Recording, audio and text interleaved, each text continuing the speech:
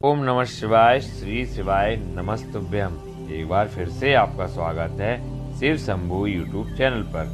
कृपया करके लाइक करें, सब्सक्राइब करें और शेयर करें। अभी हम शिव महापुराण का रुद्र संख्या के खंड 2 का 13वां अध्याय देख रहे हैं। अभी तक हम 12 अध्याय देख चुके हैं। अब है 13वां अध्याय, जिसमें दक्ष द्वारा मैथुनी सृष्टि का आरंभ बताया गया है। ब्रह्मा जी कहते हैं नारद जी से, हे नारद, प्रजापति दक्ष देवी का वरदान पाकर अपने आश्रम में लौट आए। मेरी आज्ञा पाकर प्रजापति दक्ष मानसिक सृष्टि की रचना करने लगे, परंतु फिर भी प्रजा की संख्या में वृद्धि होती न देखकर वे बहुत चिंतित हुए और मेरे पास आकर कहने लगे, हे प्रभु, मैंने जितने भी जीवों की रचना की है वे सभी उतने ही रह गए हैं, अर्थात उनमें कोई भी वृद्धि नहीं हो पाई है। हे तात, मुझे कृपा कर ऐसा कोई उपाय बताइए जिससे वे जीव अपने आप बढ़ने लगे। ब्रह्मा जी बोले, प्रजापति दक्ष, मेरी बात ध्यान पूर्वक सुनो। तुम त्रिलोकीनाथ भगवान शिव की भक्ति करते हुए यह कार्य संपन्न करो, वे निश्चय ही तुम्हारा कल्याण करेंगे। तुम प्रजापति वीरण की परम सुंदर पुत्री अश्विनी से विवाह करो और स्त्री के साथ मैथुन धर्म का आश्रय लेकर प्रजा बढ़ाओ। अश्विनी से तुम्हें बहुत ही संतान प्राप्त होगी। मेरी आज्ञा के अनुसार दक्ष ने वीरण की पुत्री अश्विनी से विवाह कर लिया।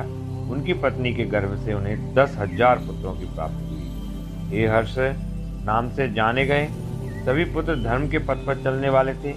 एक दिन अपने पिता दक्ष से उन्हें प्रजा की सृष्टि करने का आदेश मिला। तब इस उद्देश्य से तपस्या करने के लिए वे पश्चिम दिशा में स्थित नारायण सर नामक तीर्थ पर गए। वहाँ सिंधु नदी व समुद्र का संगम हुआ है। उस पवित्र तीर्थ के जल के स्पर्श से उनका मन उज्जवल और ज्ञान से संपन्न हो गया।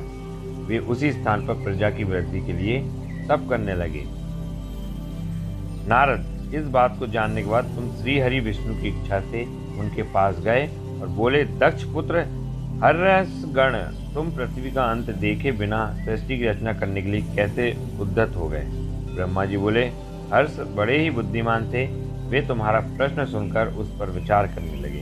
वे सोचने लगे कि जो उत्तम शास्त्र रूपी पिता के निवृत्ति परक आदेश को नहीं समझता, वह केवल रजोगुण पर विश्वास करने वाला पुरुष सृष्टि निर्माण का कार्य कैसे कर सकता है।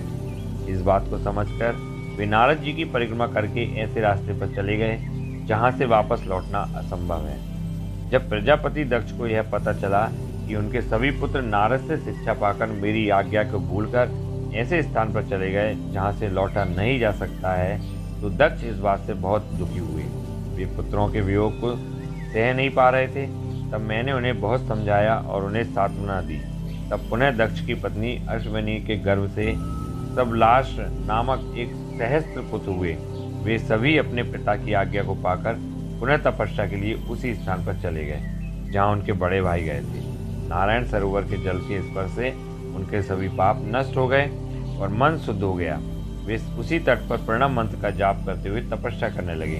तब नारद, तुमने पुनः वही बातें जो उनके भाइयों को कही थी उन्हें भी बता दी और तुम्हारे दिखाए मार्ग के अनुसार वे अपने भाइयों के पथ पर चलते ऊर्ध्वगति को प्राप्त हुए। दक्ष को इस बात से बहुत दुख हुआ और वे दुख से बेहोश हो गए। जब प्रजापति दक्ष को ज्ञात हुआ कि यह सब नारद की वजह से हुआ है, तो उन्हें बहुत क्रोध आया। संयोग से तुम भी उसी समय वहां पहुंच गए। तुम्हें देखते ही क्रोध के कारण वे तुम्हारी निंदा करने लगे और तुम्हें धिक्कारने लगे। वे बोले, तुमने सिर्फ दिखाने के लिए ऋषियों का रूप धारण कर रखा है। तुमने मेरे पुत्रों को ठग कर उन्हें भिक्षुओं का मार्ग दिखाया है। तुमने लोक और परलोक दोनों के श्रेय का नाश कर दिया है। जो मनुष्य ऋषि, देव और पितृ ऋणों को उतारे बिना ही मोक्ष की इच्छा मन में लिए माता पिता को त्याग कर घर से चला जाता है, सन्यासी बन जाता है, वह उद्योगति को प्राप्त हो जाता है। हे नारद, तुमने बार बार मेरा अमंगल किया है, इसलिए मैं तुम्हें शाप देता हूँ कि तुम कहीं भी स्थिर नहीं रह सकोगे।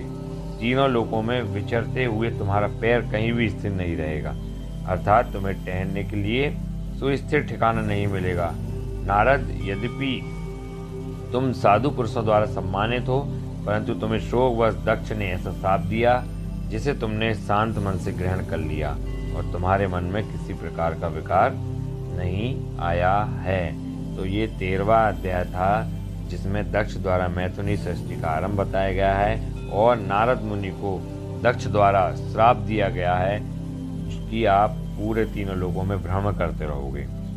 तो ये 13वां अध्याय था। अब हम 14वां अध्याय अगले वीडियो में देखेंगे, जिसमें दक्ष की 60 कन्याओं का विवाह के बारे में बताया गया है। ओम नमः शिवाय। श्री शिवाय नमस्तुभ्यम।